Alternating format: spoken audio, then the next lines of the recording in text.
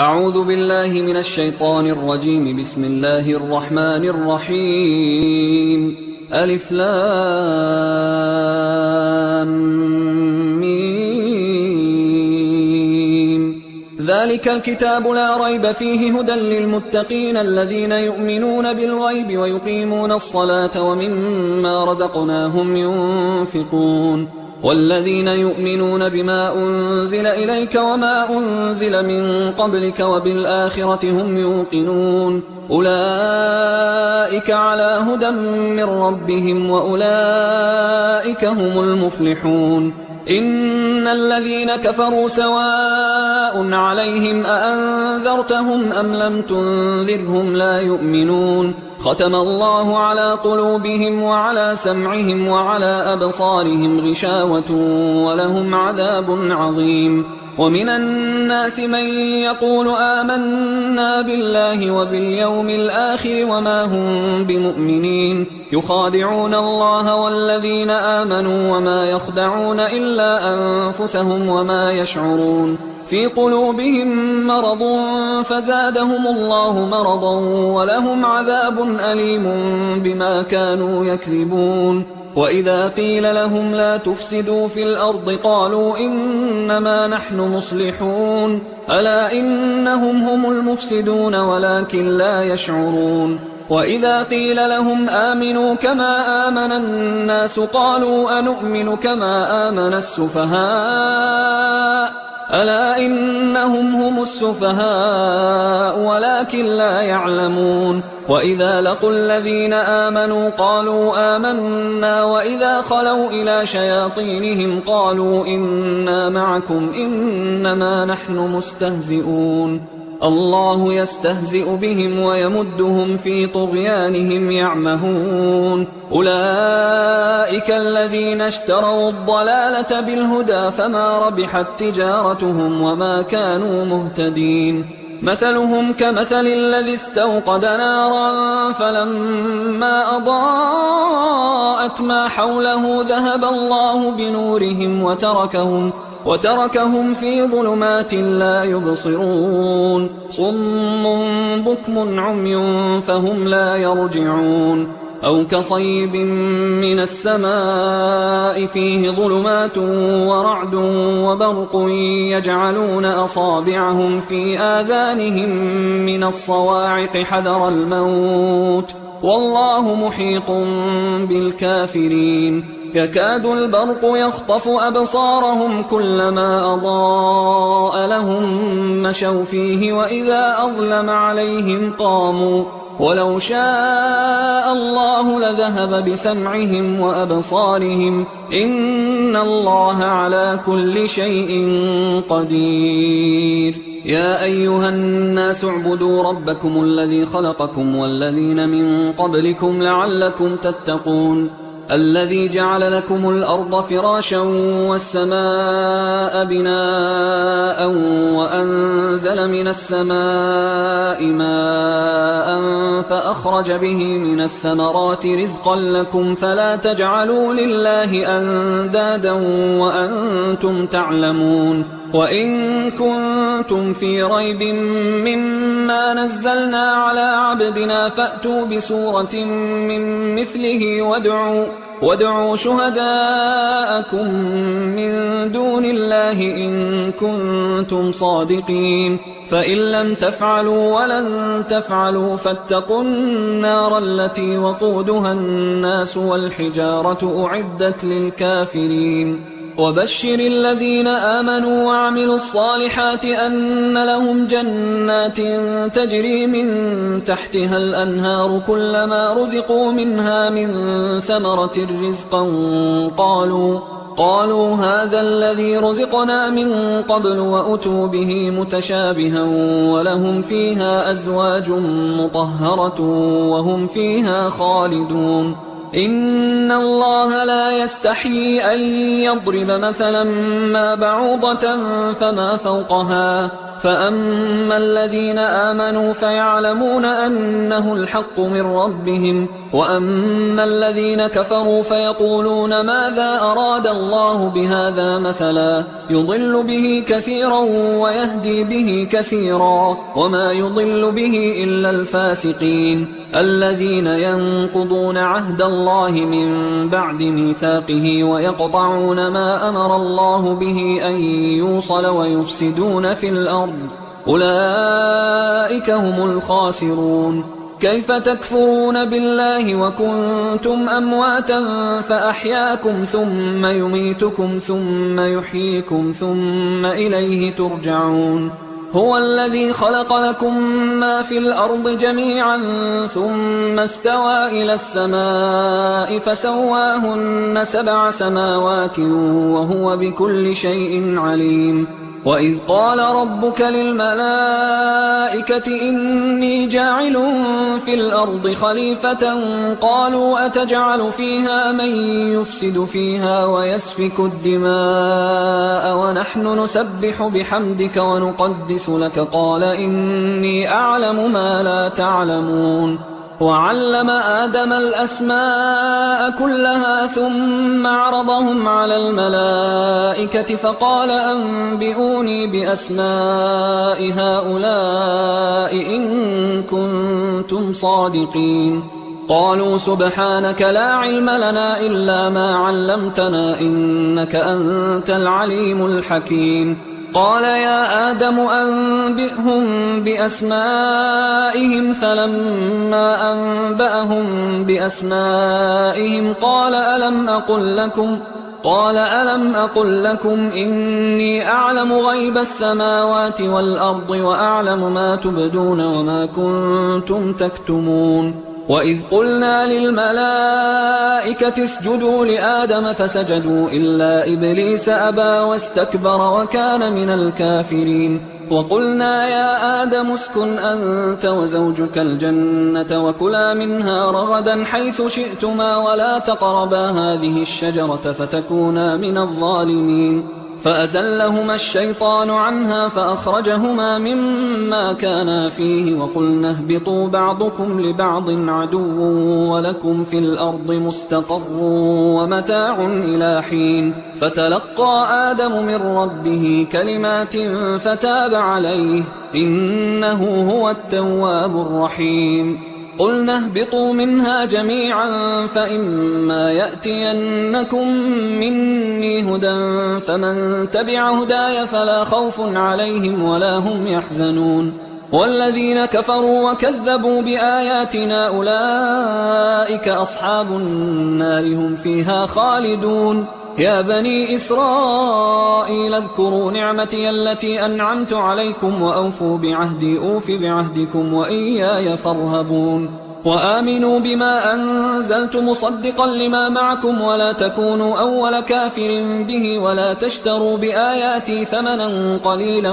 وإياي فاتقون. ولا تلبسوا الحق بالباطل وتكتموا الحق وأنتم تعلمون. وأقيموا الصلاة وآتوا الزكاة واركعوا مع الراكعين. أتأمرون الناس بالبر وتنسون أنفسكم وأنتم تتلون الكتاب أفلا تعقلون. واستعينوا بالصبر والصلاة وإنها لكبيرة إلا على الخاشعين الذين يظنون أنهم ملاقو ربهم وأنهم إليه راجعون. يا بني إسرائيل اذكروا نعمتي التي أنعمت عليكم وأني فضلتكم على العالمين. واتقوا يوما لا تجزي نفس عن نفس شيئا ولا يقبل منها شفاعة ولا يؤخذ منها عدل ولا هم ينصرون. وإذ نجيناكم من آل فرعون يسومونكم سوء العذاب يذبحون أبناءكم ويستحيون نساءكم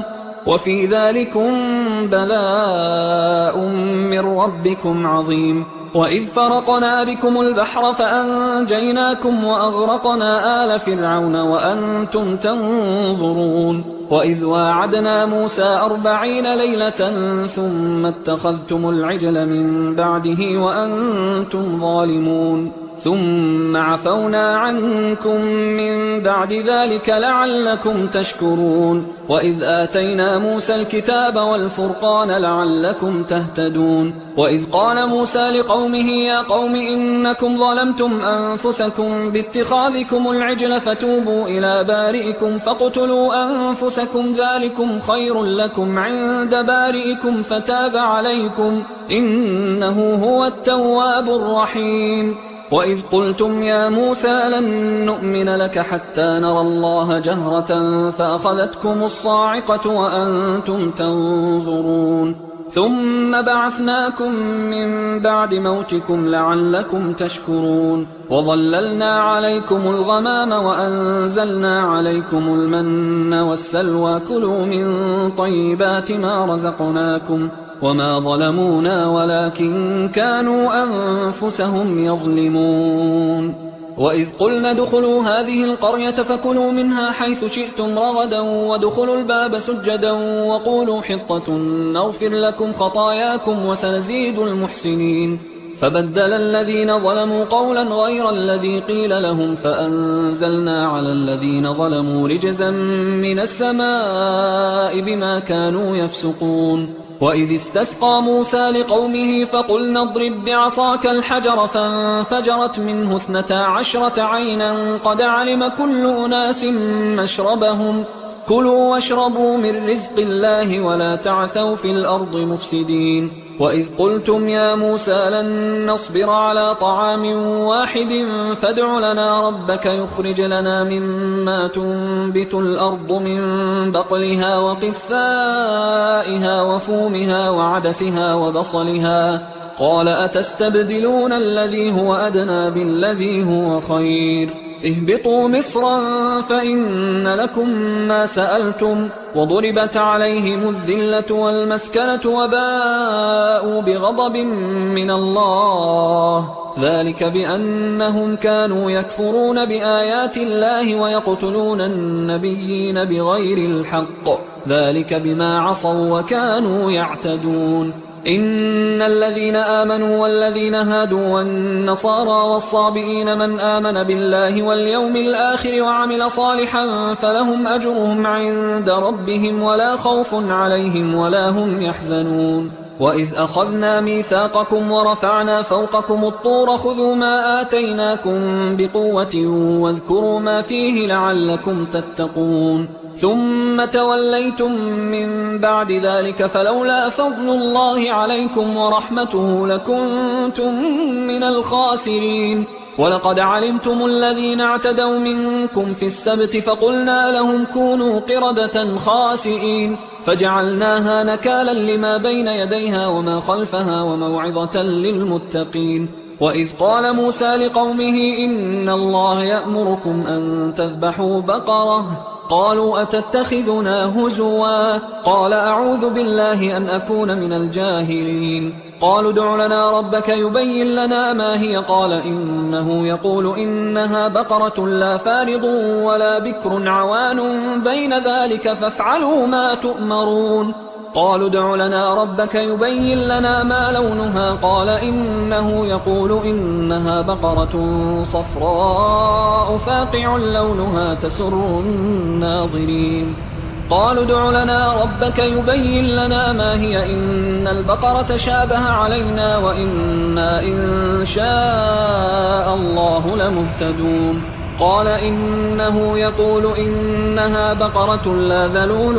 تثير الأرض ولا تسقي الحرث مسلمة لا شية فيها قالوا الآن جئت بالحق فذبحوها وما كادوا يفعلون وإذ قتلتم نفسا فادارأتم فيها والله مخرج ما كنتم تكتمون فقلنا اضربوه ببعضها كذلك يحيي الله الموتى ويريكم آياته لعلكم تعقلون ثم قست قلوبكم من بعد ذلك فهي كالحجارة أو أشد قسوة وإن من الحجارة لما يتفجر منه الأنهار وإن منها لما يشقق فيخرج منه الماء وإن منها لما يهبط من خشية الله وما الله بغافل عما تعملون. أفتطمعون أن يؤمنوا لكم وقد كان فريق منهم يسمعون كلام الله ثم يحرفونه من بعد ما عقلوه وهم يعلمون. وإذا لقوا الذين آمنوا قالوا آمنا وإذا خلا بعضهم إلى بعض قالوا أتحدثونهم بما فتح الله عليكم ليحاجوكم به عند ربكم أفلا تعقلون. أولا يعلمون أن الله يعلم ما يسرون وما يعلنون. ومنهم أميون لا يعلمون الكتاب إلا أماني وإنهم إلا يظنون. فويل للذين يكتبون الكتاب بأيديهم ثم يقولون هذا من عند الله ليشتروا به ثمنا قليلا فويل لهم مما كتبت أيديهم وويل لهم مما يكسبون. وقالوا لن تمسنا النار إلا أياما معدودة قل أتخذتم عند الله عهدا فلن يخلف الله عهده أم تقولون على الله ما لا تعلمون. بلى من كسب سيئة وأحاطت به خطيئته فأولئك أصحاب النار هم فيها خالدون. والذين آمنوا وعملوا الصالحات أولئك أصحاب الجنة هم فيها خالدون. وإذ أخذنا ميثاق بني إسرائيل لا تعبدون إلا الله وبالوالدين إحسانا وذي القربى واليتامى والمساكين وقولوا للناس حسنا وأقيموا الصلاة وآتوا الزكاة ثم توليتم إلا قليلا منكم وأنتم معرضون. وإذ أخذنا ميثاقكم لا تسفكون دماءكم ولا تخرجون أنفسكم من دياركم ثم أقررتم وأنتم تشهدون ثم أنتم هؤلاء تقتلون أنفسكم وتخرجون فريقا منكم من ديارهم تظاهرون عليهم بالإثم والعدوان وإن يأتوكم أسارى تفادوهم وهو محرم عليكم إخراجهم أفتؤمنون ببعض الكتاب وتكفرون ببعض فما جزاء من يفعل ذلك منكم إلا خزي في الحياة الدنيا ويوم القيامة يردون إلى أشد العذاب وما الله بغافل عما تعملون. أولئك الذين اشتروا الحياة الدنيا بالآخرة فلا يخفف عنهم العذاب ولا هم ينصرون. ولقد آتينا موسى الكتاب وقفينا من بعده بالرسل وآتينا عيسى ابن مريم البينات وأيدناه بروح القدس أفكلما جاءكم رسول بما لا تهوى أنفسكم استكبرتم ففريقا كذبتم وفريقا تقتلون. وقالوا قلوبنا غلف بل لعنهم الله بكفرهم فقليلا ما يؤمنون. ولما جاءهم كتاب من عند الله مصدق لما معهم وكانوا من قبل يستفتحون على الذين كفروا فلما جاءهم ما عرفوا كفروا به فلعنة الله على الكافرين. بئس ما اشتروا به أنفسهم أن يكفروا بما أنزل الله بغيا أن ينزل الله من فضله على من يشاء من عباده فباءوا بغضب على غضب وللكافرين عذاب مهين. وإذا قيل لهم آمنوا بما أنزل الله قالوا نؤمن بما أنزل علينا ويكفرون بما وراءه وهو الحق مصدقا لما معهم. قل فلم تقتلون أنبياء الله من قبل إن كنتم مؤمنين ولقد جاءكم جاءكم موسى بالبينات ثم اتخذتم العجل من بعده وأنتم ظالمون وإذ أخذنا ميثاقكم ورفعنا فوقكم الطور خذوا ما آتيناكم بقوة واسمعوا قالوا سمعنا وعصينا وأشربوا في قلوبهم العجل بكفرهم قل بئس ما يأمركم به إيمانكم إن كنتم مؤمنين قل إن كانت لكم الدار الآخرة عند الله خالصة من دون الناس فتمنوا الموت إن كنتم صادقين ولن يتمنوه أبدا بما قدمت أيديهم والله عليم بالظالمين ولتجدنهم أحرص الناس على حياة ومن الذين أشركوا يود أحدهم لو يعمر 1000 سنة وما هو بمزحزحه من العذاب أن يعمر والله بصير بما يعملون قل من كان عدوا لجبريل فإنه نزله على قلبك بإذن الله مصدقا لما بين يديه وهدى وبشرى للمؤمنين من كان عدوا لله وملائكته ورسله وجبريل وميكال فإن الله عدو للكافرين ولقد أنزلنا إليك آيات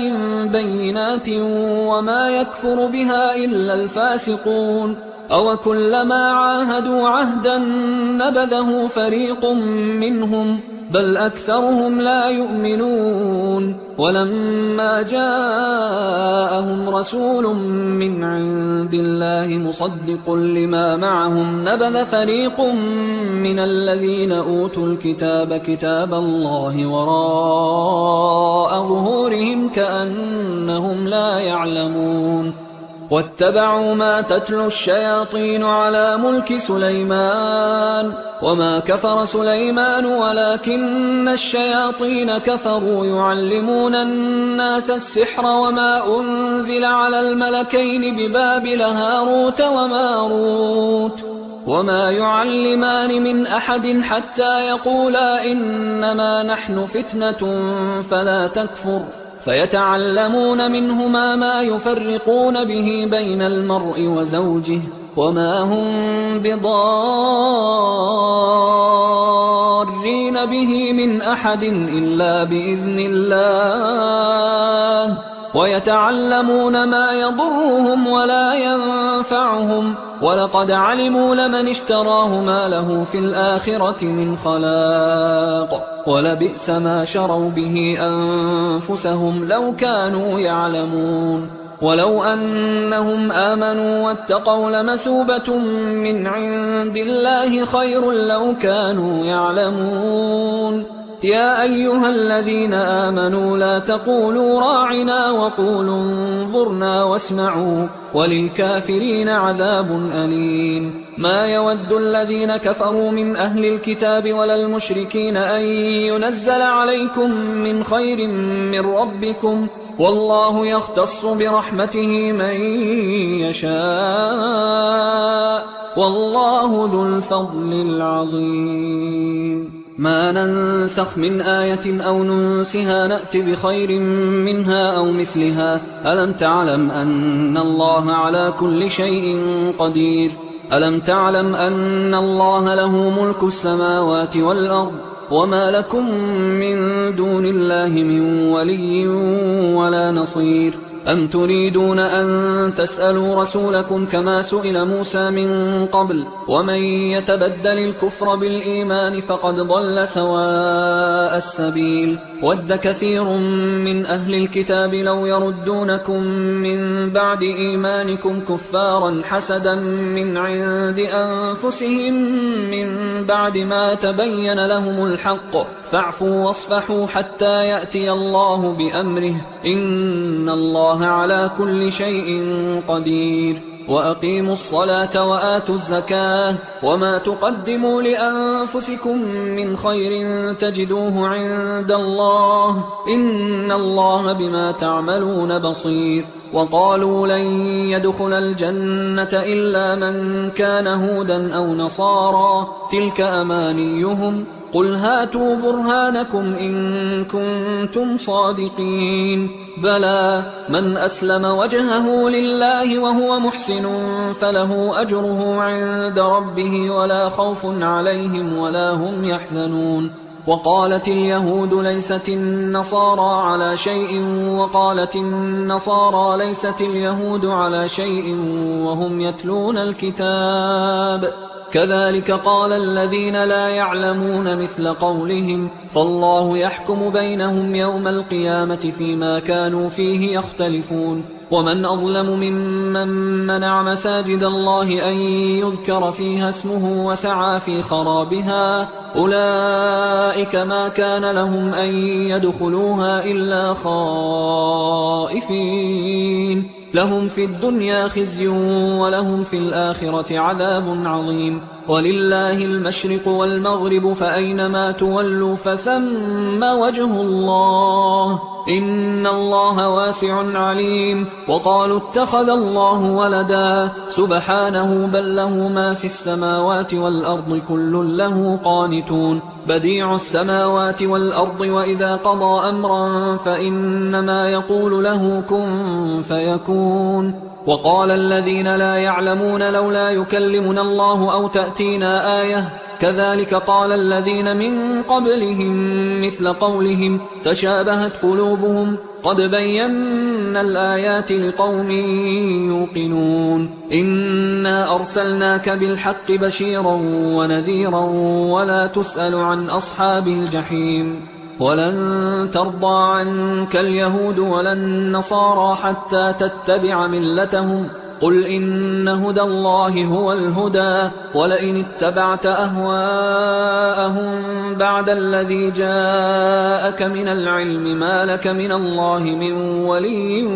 ولا نصير. الذين آتيناهم الكتاب يتلونه حق تلاوته أولئك يؤمنون به ومن يكفر به فأولئك هم الخاسرون. يا بني إسرائيل اذكروا نعمتي التي أنعمت عليكم وأني فضلتكم على العالمين واتقوا يوما لا تجزي نفس عن نفس شيئا ولا يقبل منها عدل ولا تنفعها شفاعة ولا هم ينصرون. وإذ ابتلى إبراهيم ربه بكلمات فأتمهن قال إني جاعلك للناس إماما قال ومن ذريتي قال لا ينال عهد الظالمين. وإذ جعلنا البيت مثابة للناس وأمنا واتخذوا من مقام إبراهيم مصلى وعهدنا إلى إبراهيم وإسماعيل أن طهرا بيتي للطائفين والعاكفين والركع السجود. وإذ قال إبراهيم رب اجعل هذا بلدا آمنا وارزق أهله من الثمرات من آمن منهم بالله واليوم الآخر قال ومن كفر فأمتعه قليلا ثم أضطره إلى عذاب النار وبئس المصير. وإذ يرفع إبراهيم القواعد من البيت وإسماعيل ربنا تقبل منا إنك أنت السميع العليم ربنا وجعلنا مسلمين لك ومن ذريتنا أمة مسلمة لك وأرنا مناسكنا وتب علينا إنك أنت التواب الرحيم. ربنا وابعث فيهم رسولا منهم يتلو عليهم آياتك ويعلمهم الكتاب والحكمة ويزكيهم إنك أنت العزيز الحكيم. ومن يرغب عن ملة إبراهيم إلا من سفه نفسه ولقد اصطفيناه في الدنيا وإنه في الآخرة لمن الصالحين. إذ قال له ربه أسلم قال أسلمت لرب العالمين. ووصى بها إبراهيم بنيه ويعقوب يا بني إن الله اصطفى لكم الدين فلا تموتن إلا وأنتم مسلمون. أم كنتم شهداء إذ حضر يعقوب الموت إذ قال لبنيه ما تعبدون من بعدي قالوا نعبد إلهك وإله آبائك إبراهيم وإسماعيل وإسحاق إلها واحدا ونحن له مسلمون. تلك أمة قد خلت لها ما كسبت ولكم ما كسبتم ولا تسألون عما كانوا يعملون. وقالوا كونوا هودا أو نصارى تهتدوا قل بل ملة إبراهيم حنيفا وما كان من المشركين. قولوا آمنا بالله وما أنزل إلينا وما أنزل إلى إبراهيم وإسماعيل وإسحاق ويعقوب والأسباط وما أوتي موسى وعيسى وما أوتي النبيون من ربهم لا نفرق بين أحد منهم ونحن له مسلمون. فإن آمنوا بمثل ما آمنتم به فقد اهتدوا وإن تولوا فإنما هم في شقاق فسيكفيكهم الله وهو السميع العليم. صبغة الله ومن أحسن من الله صبغة ونحن له عابدون. قل أتحاجوننا في الله وهو ربنا وربكم ولنا أعمالنا ولكم أعمالكم ونحن له مخلصون. أم تقولون إن إبراهيم وإسماعيل وإسحاق ويعقوب والأسباط كانوا هودا أو نصارى قل أأنتم أعلم أم الله ومن أظلم ممن كتم شهادة عنده من الله وما الله بغافل عما تعملون. تلك أمة قد خلت لها ما كسبت ولكم ما كسبتم ولا تسألون عما كانوا يعملون. سيقول السفهاء من الناس ما ولاهم عن قبلتهم التي كانوا عليها قل لله المشرق والمغرب يهدي من يشاء إلى صراط مستقيم. وكذلك جعلناكم أمة وسطا لتكونوا شهداء على الناس ويكون الرسول عليكم شهيدا. وما جعلنا القبلة التي كنت عليها إلا لنعلم من يتبع الرسول ممن ينقلب على عقبيه وإن كانت لكبيرة إلا على الذين هدى الله وما كان الله ليضيع إيمانكم إن الله بالناس لرؤوف رحيم. قد نرى تقلب وجهك في السماء فلنولينك قبلة ترضاها فول وجهك شطر المسجد الحرام وحيث ما كنتم فولوا وجوهكم شطره وإن الذين أوتوا الكتاب ليعلمون أنه الحق من ربهم وما الله بغافل عما يعملون. ولئن أتيت الذين أوتوا الكتاب بكل آية ما تبعوا قبلتك وما أنت بتابع قبلتهم وما بعضهم بتابع قبلة بعض ولئن اتبعت أهواءهم من بعد ما جاءك من العلم إنك إذا لمن الظالمين. الذين آتيناهم الكتاب يعرفونه كما يعرفون أبناءهم وإن فريقا منهم ليكتمون الحق وهم يعلمون. الحق من ربك فلا تكونن من الممترين ولكل وجهة هو موليها فاستبقوا الخيرات أينما تكونوا يأت بكم الله جميعا إن الله على كل شيء قدير ومن حيث خرجت فول وجهك شطر المسجد الحرام وإنه للحق من ربك وما الله بغافل عما تعملون ومن حيث خرجت فول وجهك شطر المسجد الحرام وحيث ما كنتم فولوا وجوهكم شطره لئلا يكون للناس عليكم حجة إلا الذين ظلموا منهم فلا تخشوهم واخشوني ولأتم نعمتي عليكم ولعلكم تهتدون كما أرسلنا فيكم رسولا منكم يتلو عليكم آياتنا ويزكيكم ويعلمكم الكتاب والحكمة ويعلمكم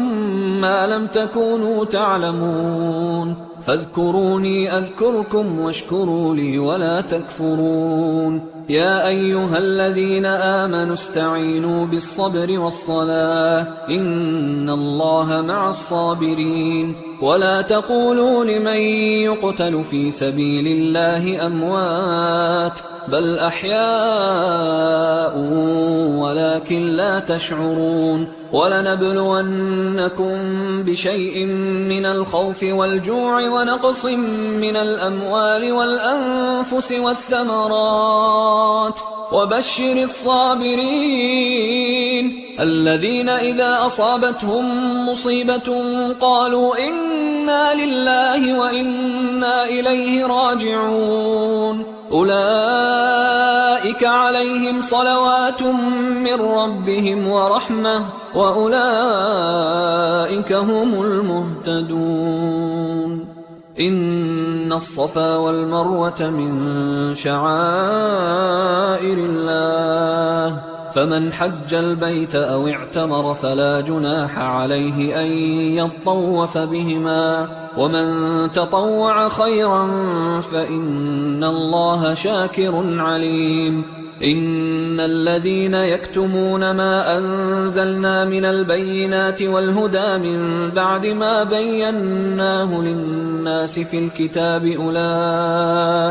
أولئك يلعنهم الله ويلعنهم اللاعنون إلا الذين تابوا وأصلحوا وبينوا فأولئك أتوب عليهم وأنا التواب الرحيم إن الذين كفروا وماتوا وهم كفار أولئك عليهم لعنة الله والملائكة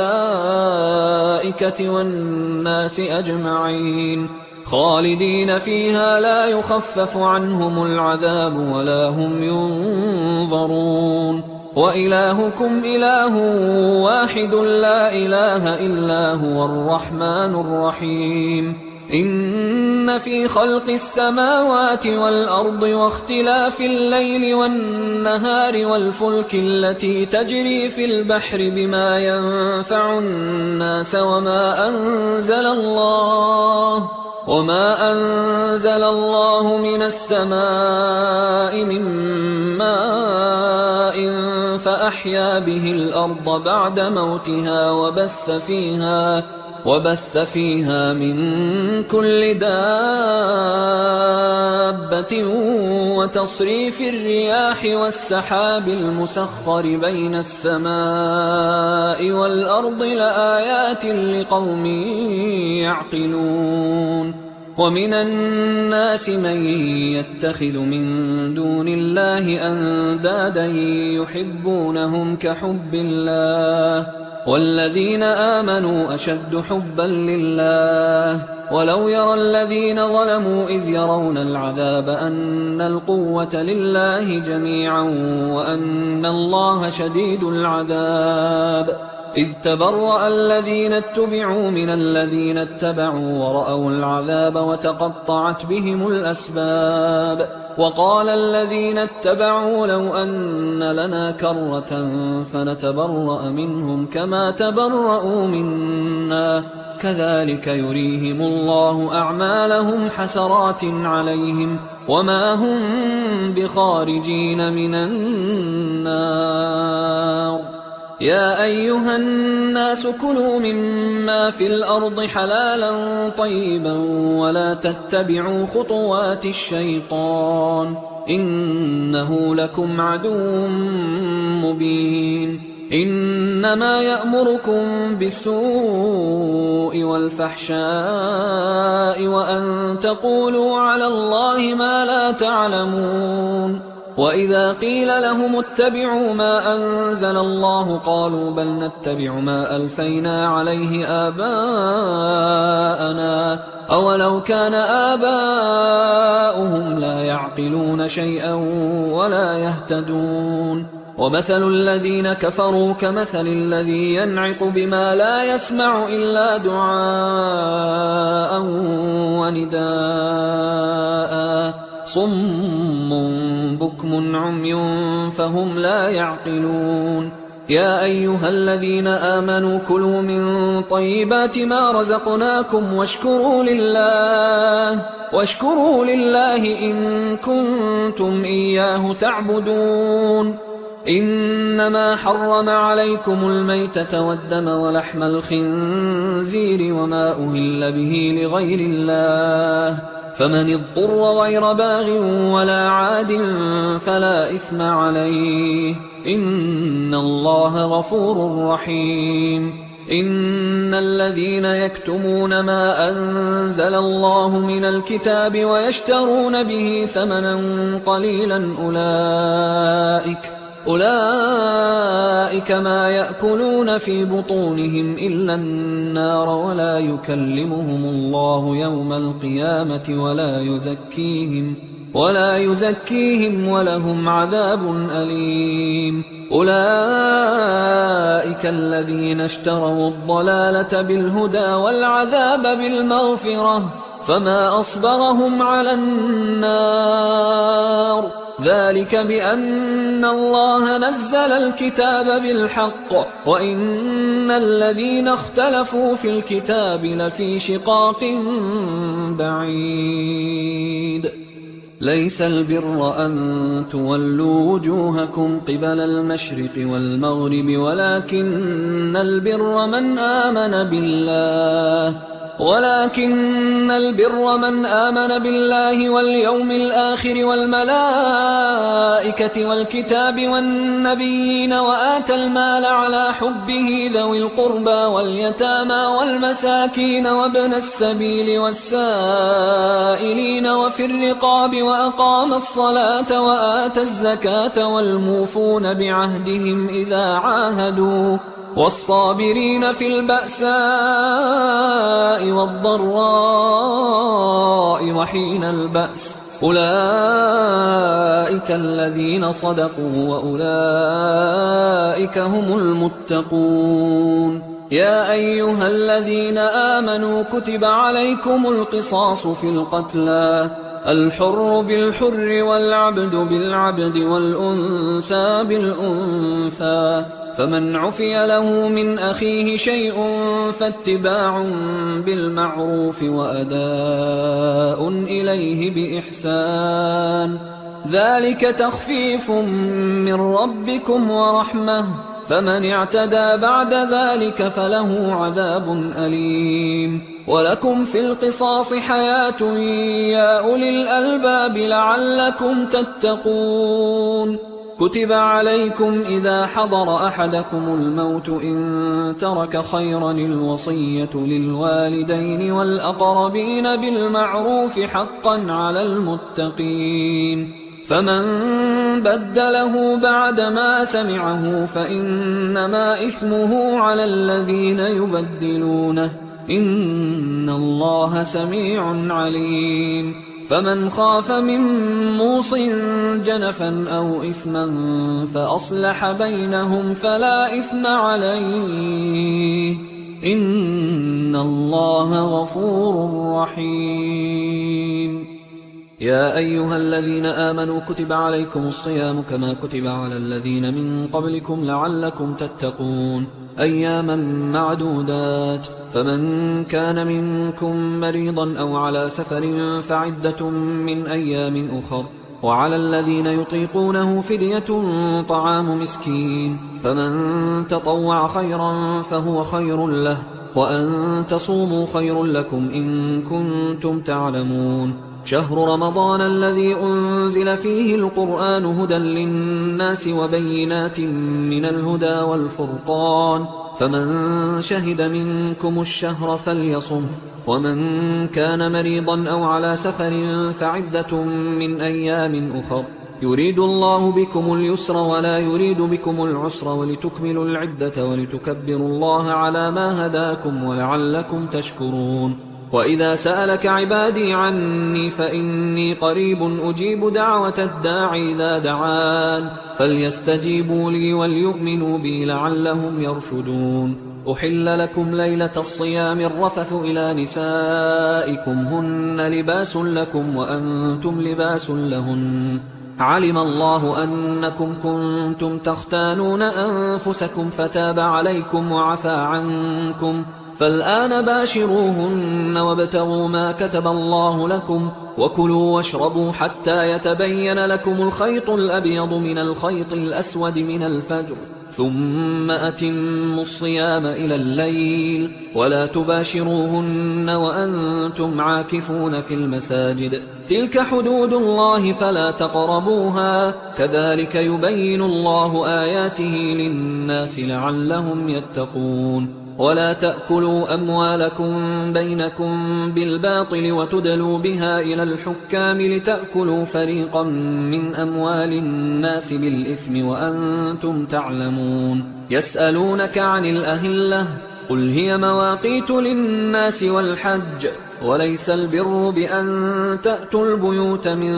ظهورها ولكن البر من اتقى، وأتوا البيوت من أبوابها واتقوا الله لعلكم تفلحون. وقاتلوا في سبيل الله الذين يقاتلونكم ولا تعتدوا إن الله لا يحب المعتدين. وقتلوهم حيث ثقفتموهم وأخرجوهم من حيث أخرجوكم والفتنة أشد من القتل، ولا تقاتلوهم عند المسجد الحرام حتى يقاتلوكم فيه، فإن قاتلوكم فاقتلوهم، كذلك جزاء الكافرين، فإن انتهوا فإن الله غفور رحيم. وقاتلوهم حتى لا تكون فتنة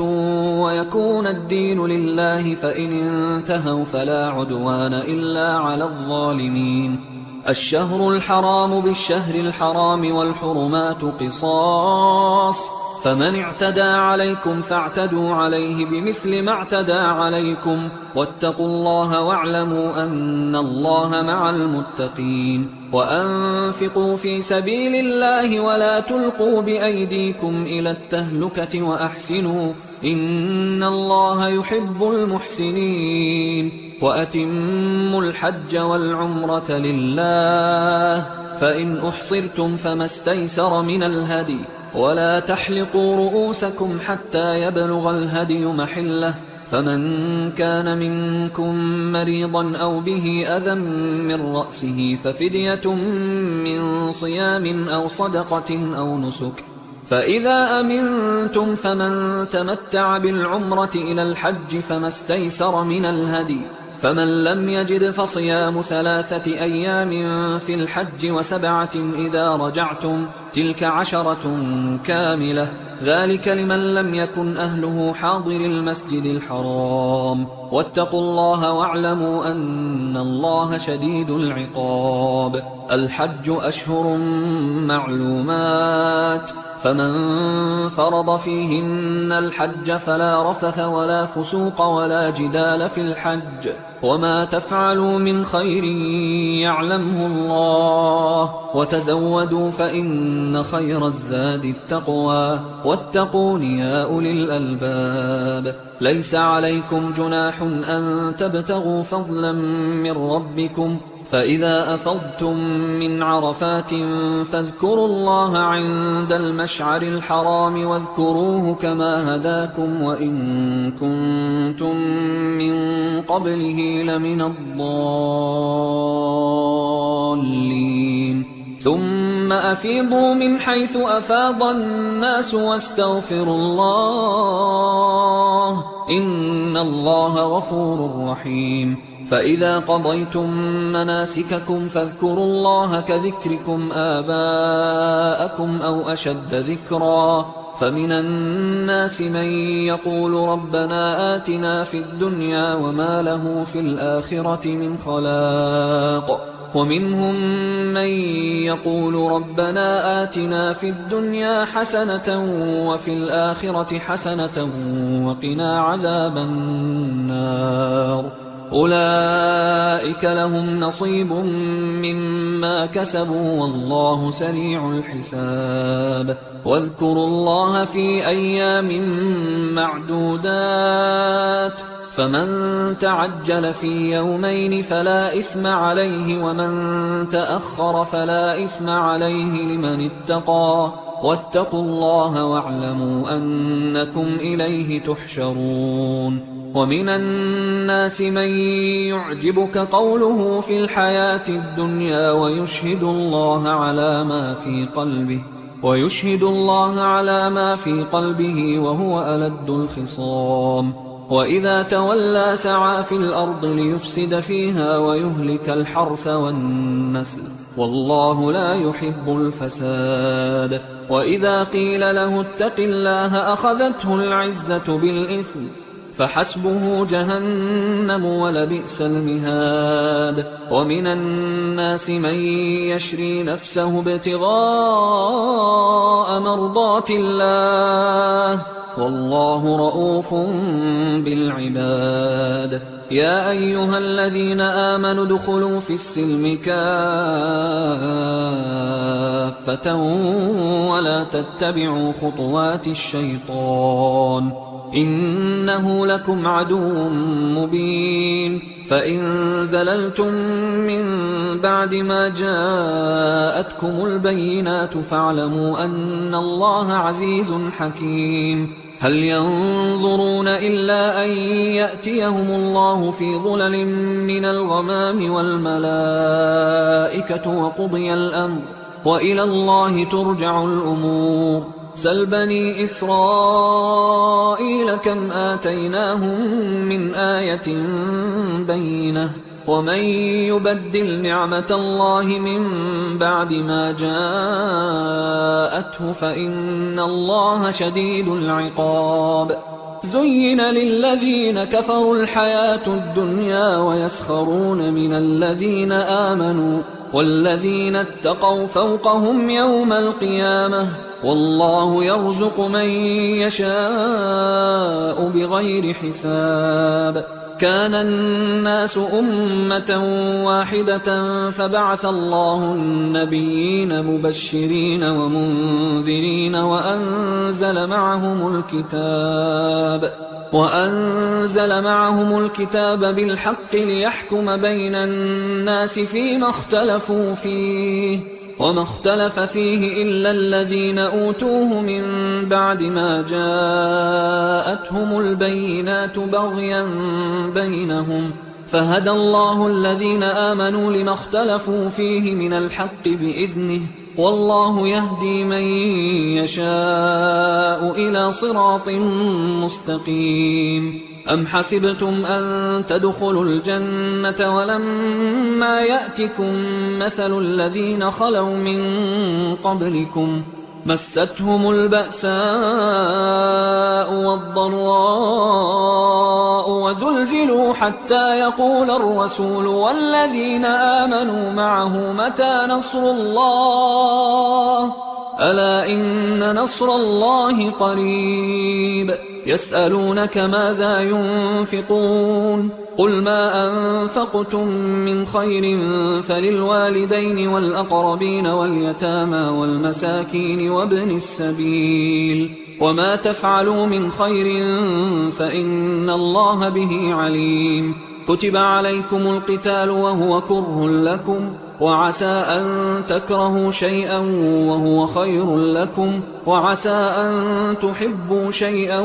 وهو شر لكم والله يعلم وأنتم لا تعلمون يسألونك عن الشهر الحرام قتال فيه قل قتال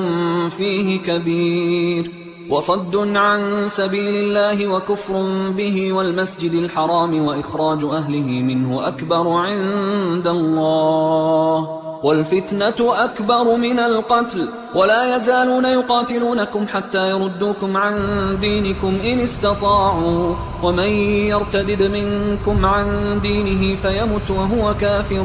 فأولئك حبطت أعمالهم في الدنيا والآخرة وأولئك أصحاب النار هم فيها خالدون إن الذين آمنوا والذين هاجروا وجاهدوا في سبيل الله أولئك يرجون رحمة الله والله غفور رحيم يسألونك عن الخمر والميسر قل فيهما إثم كبير ومنافع للناس وإثمهما أكبر من نفعهما ويسألونك ماذا ينفقون قل العفو كذلك يبين الله لكم الآيات لعلكم تتفكرون في الدنيا والآخرة ويسألونك عن اليتامى قل إصلاح لهم خير وإن تخالطوهم فإخوانكم والله يعلم المفسد من المصلح ولو شاء الله لأعنتكم إن الله عزيز حكيم ولا تنكحوا المشركات حتى يؤمنوا ولأمة مؤمنة خير من مشركة ولو أعجبتكم ولا تنكحوا المشركين حتى يؤمنوا ولعبد مؤمن خير من مشرك ولو أعجبكم أولئك يدعون إلى النار والله يدعو إلى الجنة والمغفرة بإذنه ويبين آياته للناس لعلهم يتذكرون ويسألونك عن المحيض قل هو أذى فاعتزلوا النساء في المحيض ولا تقربوهن حتى يطهرن فإذا تطهرن فأتوهن من حيث أمركم الله إن الله يحب التوابين ويحب المتطهرين نساؤكم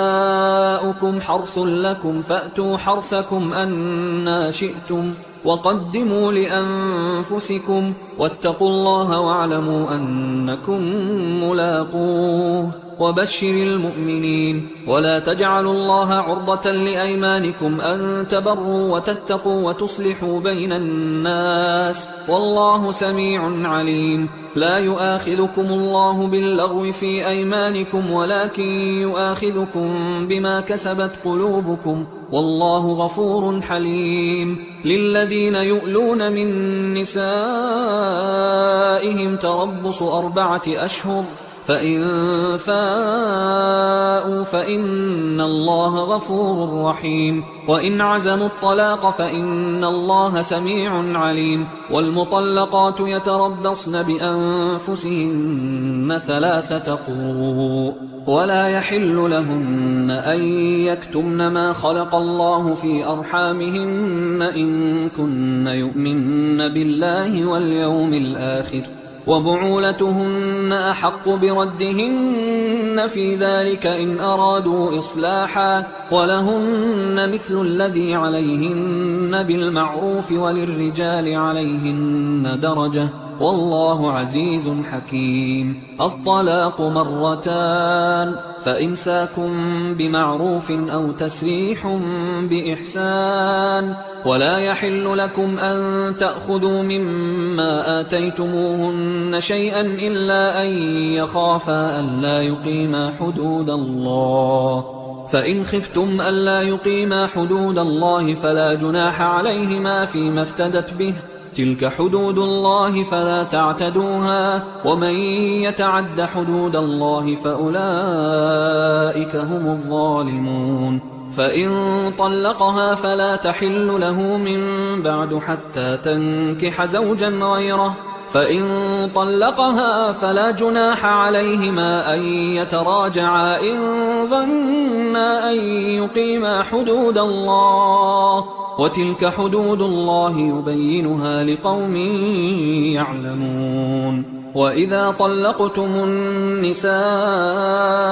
فبلغن أجلهن فأمسكوهن بمعروف أو سرحوهن بمعروف، ولا تمسكوهن ضرارا لتعتدوا، ومن يفعل ذلك فقد ظلم نفسه. ولا تتخذوا آيات الله هزوا، واذكروا نعمة الله عليكم وما أنزل عليكم من الكتاب والحكمة يعظكم به، واتقوا الله واعلموا أن الله بكل شيء عليم. وإذا طلقتم النساء فبلغن أجلهن فلا تعضلوهن أن ينكحن أزواجهن إذا تراضوا بينهم بالمعروف،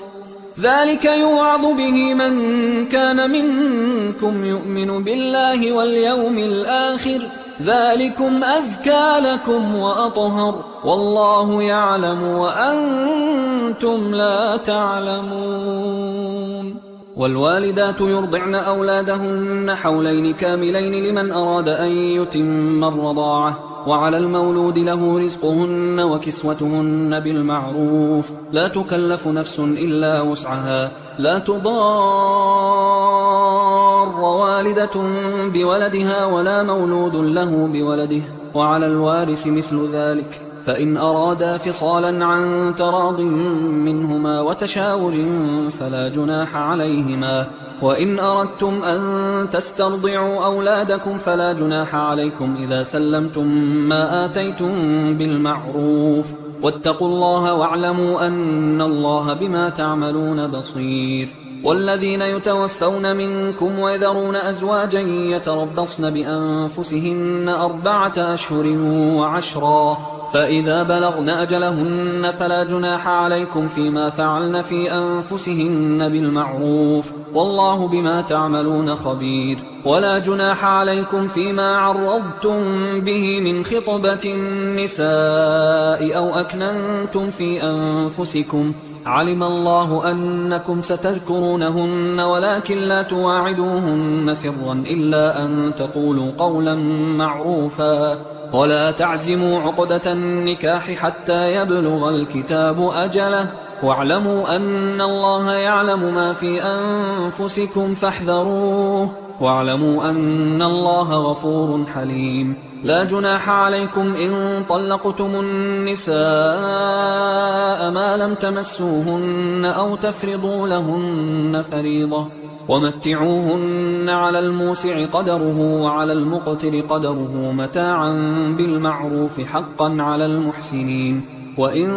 طلقتموهن من قبل أن تمسوهن وقد فرضتم لهن فريضة فنصف ما فرضتم إلا أن يعفون أو يعفو الذي بيده عقدة النكاح، وأن تعفوا أقرب للتقوى، ولا تنسوا الفضل بينكم، إن الله بما تعملون بصير. حافظوا على الصلوات والصلاة الوسطى وقوموا لله قانتين، فإن خفتم فرجالا أو ركبانا، فإذا أمنتم فاذكروا الله كما علمكم ما لم تكونوا تعلمون. والذين يتوفون منكم ويذرون أزواجا وصية لأزواجهم متاعا إلى الحول غير إخراج، فإن خرجن فلا جناح عليكم فيما فعلن في أنفسهن من معروف، والله عزيز حكيم. وللمطلقات متاع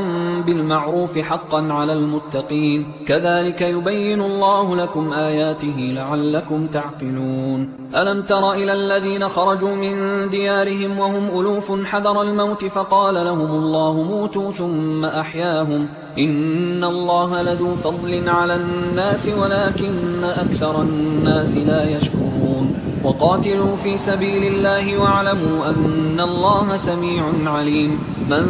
ذا الذي يقرض الله قرضا حسنا فيضاعفه له أضعافا كثيرة والله يقبض ويبسط وإليه ترجعون. ألم تر إلى الملأ من بني إسرائيل من بعد موسى إذ قالوا لنبي له ابعث لنا ملكا نقاتل في سبيل الله قال هل عسيتم إن كتب عليكم القتال ألا تقاتلوا قالوا وما لنا ألا نقاتل في سبيل الله وقد أخرجنا من ديارنا وأبنائنا فلما كتب عليهم القتال تولوا إلا قليلا منهم والله عليم بالظالمين. وقال لهم نبيهم إن الله قد بعث لكم طالوت ملكا قالوا أنى يكون له الملك علينا ونحن أحق بالملك منه ولم يؤت سعة من المال قال إن الله اصطفاه عليكم وزاده بسطة في العلم والجسم والله يؤتي ملكه من يشاء والله واسع عليم. وقال لهم نبيهم إن آية ملكه أن يأتيكم التابوت فيه سكينة من ربكم وبقية مما ترك آل موسى وآل هارون تحمله الملائكة إن في ذلك لآية لكم إن كنتم مؤمنين. فلما فصل طالوت بالجنود قال إن الله مبتليكم بنهر فمن شرب منه فليس مني ومن لم يطعمه فإنه مني إلا من اغترف غرفة بيده فشربوا منه إلا قليلا منهم فلما جاوزه هو والذين آمنوا معه قالوا لا طاقة لنا اليوم بجالوت وجنوده قال الذين يظنون أنهم ملاقوا الله كم من فئة قليلة غلبت فئة كثيرة بإذن الله والله مع الصابرين. ولما برزوا لجالوت وجنوده قالوا ربنا أفرغ علينا صبرا وثبت أقدامنا وانصرنا على القوم الكافرين فهزموهم بإذن الله. وقتل داود جالوت وآتاه الله الملك والحكمة وعلمه مما يشاء ولولا دفع الله الناس بعضهم ببعض لفسدت الأرض ولكن الله ذو فضل على العالمين. تلك آيات الله نتلوها عليك بالحق وإنك لمن المرسلين. تلك الرسل فضلنا بعضهم على بعض منهم من كلم الله ورفع بعضهم درجات وآتينا عيسى ابن مريم البينات وأيدناه بروح القدس ولو شاء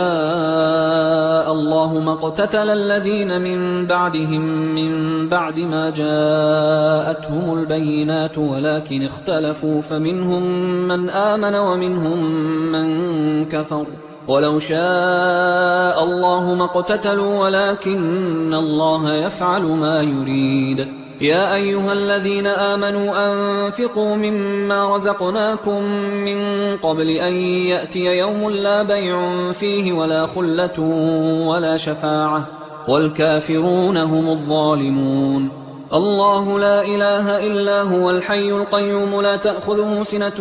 ولا نوم له ما في السماوات وما في الأرض من ذا الذي يشفع عنده إلا بإذنه يعلم ما بين أيديهم وما خلفهم ولا يحيطون بشيء من علمه إلا بما شاء وسع كرسيه السماوات والأرض ولا يؤوده حفظهما وهو العلي العظيم. لا إكراه في الدين قد تبين الرشد من الغي فمن يكفر بالطاغوت ويؤمن بالله فقد استمسك بالعروة الوثقى لا انفصام لها والله سميع عليم. الله ولي الذين آمنوا يخرجهم من الظلمات إلى النور والذين كفروا أولياؤهم الطاغوت يخرجونهم من النور إلى الظلمات أولئك أصحاب النار هم فيها خالدون. ألم تر إلى الذي حاج إبراهيم في ربه أن آتاه الله الملك إذ قال إبراهيم ربي الذي يحيي ويميت قال أنا أحيي وأميت قال إبراهيم فإن الله يأتي بالشمس من المشرق فأت بها من المغرب فبهت الذي كفر والله لا يهدي القوم الظالمين أو كالذي مر على قرية وهي خاوية على عروشها قال أنى يحيي هذه الله بعد موتها فأماته الله 100 عام ثم بعثه قال كم لبثت قال لبثت يوما أو بعض يوم قال بل لبثت 100 عام فانظر إلى طعامك وشرابك لم يتسنه وانظر إلى حمارك ولنجعلك آية للناس وانظر إلى العظام كيف ننشزها ثم نكسوها لحما فلما تبين له قال أعلم أن الله على كل شيء قدير وإذ قال إبراهيم رب أرني كيف تحيي الموتى قال أولم تؤمن قال بلى ولكن ليطمئن قلبي قال فخذ 4 من الطير فصرهن إليك ثم اجعل على كل جبل منهن جزءا ثم ادعهن يأتينك سعيا واعلم أن الله عزيز حكيم مثل الذين ينفقون أموالهم في سبيل الله كمثل حبة أنبتت 7 سنابل في كل سنبلة 100 حبة والله يضاعف لمن يشاء والله واسع عليم الذين ينفقون أموالهم في سبيل الله ثم لا يتبعون ما أنفقوا منا ولا أذى لهم أجرهم عند ربهم ولا خوف عليهم ولا هم يحزنون قول معروف ومغفرة خير من صدقة يتبعها أذى والله غني حليم يا أيها الذين آمنوا لا تبطلوا صدقاتكم بالمن والأذى كالذي ينفق ماله رئاء الناس ولا يؤمن بالله واليوم الآخر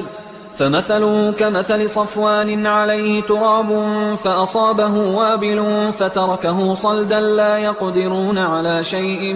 مما كسبوا والله لا يهدي القوم الكافرين ومثل الذين ينفقون أموالهم ابتغاء مرضات الله وتثبيتا من أنفسهم كمثل جنة بربوة أصابها وابل فآتت أكلها ضعفين فإن لم يصبها وابل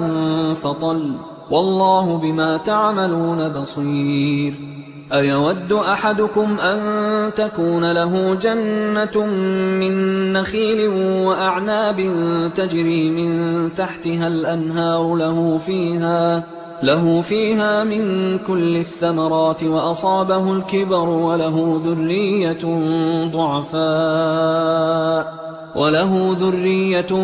ضعفاء فأصابها إعصار فيه نار فاحترقت كذلك يبين الله لكم الآيات لعلكم تتفكرون يا أيها الذين آمنوا أنفقوا من طيبات ما كسبتم ومما أخرجنا لكم من الأرض ولا تيمموا الخبيث منه تنفقون ولستم